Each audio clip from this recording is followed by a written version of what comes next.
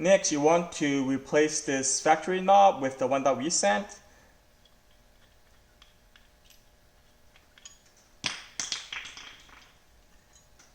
Put it in, you put the washer first, and then you put the knob.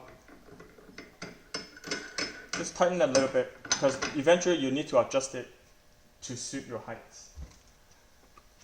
Then we attach the seats. Seat angle, you can adjust the angle.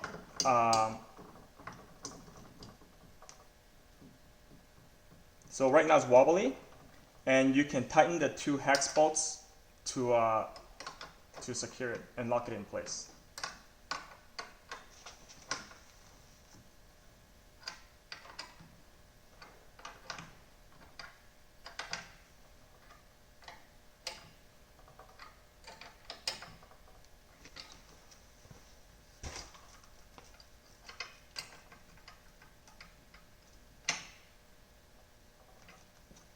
Okay,